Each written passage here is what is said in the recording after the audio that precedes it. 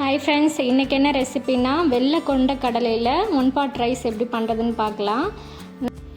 மறுநாள் செய்கிறேன்னா நாள் நைட்டே ஊற வச்சிட்டேன்.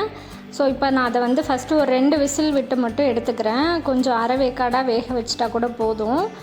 ஸோ சீக்கிரம் வெந்துடும் இது. ஸோ 2 விசிலில் நான் எடுத்துக்கிறேன். கரெக்டாக கழுவிட்டு மூழ்கிற அளவு தண்ணி ஊற்றிட்டு கொஞ்சம் அரை உப்பு மட்டும் சேர்த்துக்கிறேன். ஏன்னா சாப்பாடு செய்யும்போது கொஞ்சம் உப்பு சேர்ப்பேன், அதனால் அரை உப்பு மட்டும் சேர்த்துக்கிறேன். அப்புறம் கொஞ்சோண்டு மஞ்சத்தூள், இந்த பச்சை வாசனை இல்லாமல் இருக்கிறதுக்காக மஞ்சத்தூள் இது போட்டு க்ளோஸ் பண்ணி ஒரு 2 விசில் மட்டும் வச்சு எடுத்துக்கிறேன். அந்த கேப்பில் ரைஸ்க்கு தேவையான வெங்காயம் தக்காளி எல்லாம் அரிஞ்சு எடுத்துக்கிறேன். 2 வெங்காயம் மட்டும் அரிஞ்சு எடுத்துக்கிட்டேன். கொஞ்சம் மீடியம் சைஸ் வெங்காயம் தான், அதை அரிஞ்சு எடுத்துக்கிட்டு 2 தக்காளி எடுத்துக்கிட்டேன்.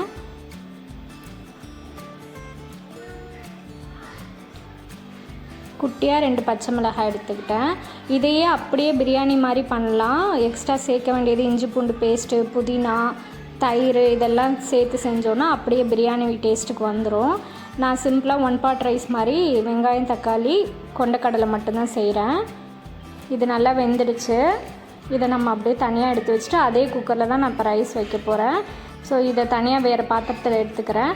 அந்த வேக வச்ச தண்ணியே நம்ம யூஸ் பண்ணிக்கலாம், அதை கீழே ஊற்றிடாமல். ஸோ அதை அப்படியே நான் இன்னொரு பாத்திரத்தில் மாற்றிட்டு அதே குக்கரில் தான் சமைக்க போகிறேன். ஸோ குக்கர் ஹீட் ஆனோடனே ஆயில் ஊற்றிக்கிறேன். நெய் இருந்தால் நெய் ஊற்றிக்கலாம், இல்லை பட்டர் கூட சேர்த்துக்கலாம். ஆயில் ஹீட் ஆன அப்புறம் அரை ஸ்பூன் சோம்பும் அரை ஸ்பூன் ஜீரகமும் போட்டுக்கிறேன்.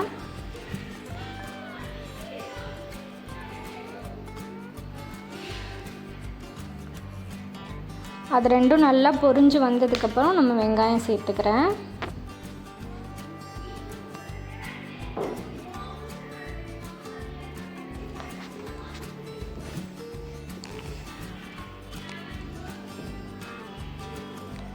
மேக்ஸிமம் நான் பார்த்திங்கன்னா ஒன் பாட் ரைஸ் மாதிரி தான் செய்வேன். காய்கறி எல்லாமே சேர்த்து நான் பாப்பாவுக்கும் கொடுக்கறதுனால மேக்ஸிமம் அந்த மாதிரி தான் சமைப்பேன்.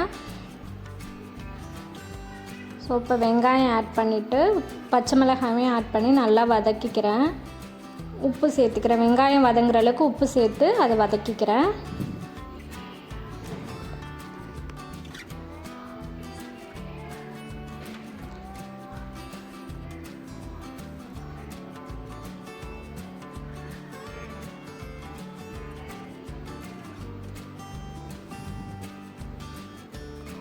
இப்போ இஞ்சி பூண்டு பேஸ்ட் இருந்தால் அது கூட நம்ம சேர்த்துக்கலாம், அப்படியே பிரியாணி வாசனை வந்துடும். அதே மாதிரி தாளிக்கும் போது பட்டை இலை அது எல்லாமே சேர்த்து கூட தாளிக்கலாம்.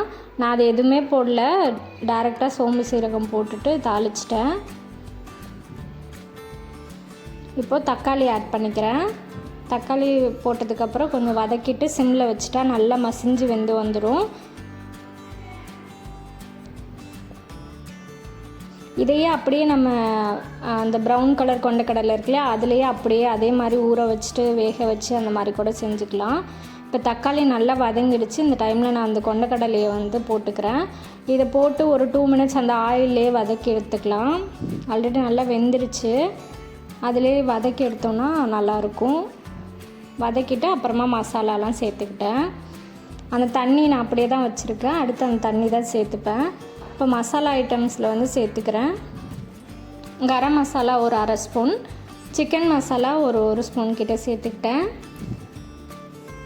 குழம்பு மசாலா ஒரு ஸ்பூன் சேர்த்துக்கிட்டேன், காரத்துக்கு ஏற்ற மாதிரி. நான் பாப்பாவுக்கு கொடுக்குறதுனால கொஞ்சம் கம்மியாக, சின்ன ஸ்பூன் தான், அதில் கம்மியாக தான் சேர்த்துருக்கேன்.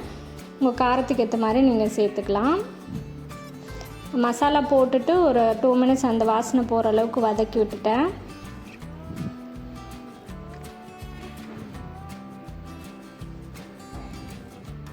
மசாலா வதக்கிட்டு இந்த ஸ்டேஜில் தயிர் வேணும்னா தயிர் கூட சேர்த்துக்கலாம், அதுவும் நல்லாயிருக்கும் டேஸ்ட்டு. நான் தயிர்லாம் சேர்க்கல.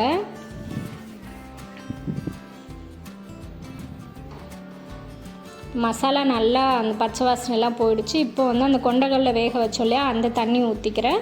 ப்ளஸ் கொஞ்சம் தண்ணியும் எக்ஸ்ட்ரா ஆட் பண்ணிக்கிறேன். ஏன்னா ரைஸ் போட போகிறோம் இல்லையா, அது வேகிற அளவுக்கு தண்ணி கரெக்டான அளவு மெஷர் பண்ணி எடுத்துக்கலாம். இப்போ தண்ணி ஊற்றிக்கிறேன். தண்ணி நல்லா கொதித்து வரும்போது அரிசியை போட்டுக்கலாம்.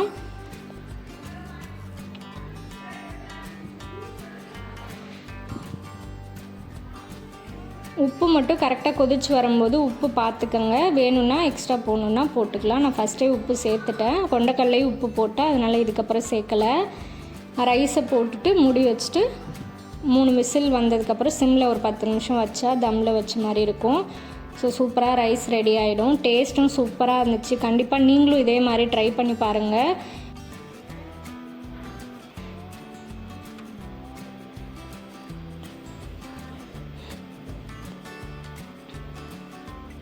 ரைஸ் போட்ட அப்புறம் அப்படியே மூடி வச்சிட்டேன்.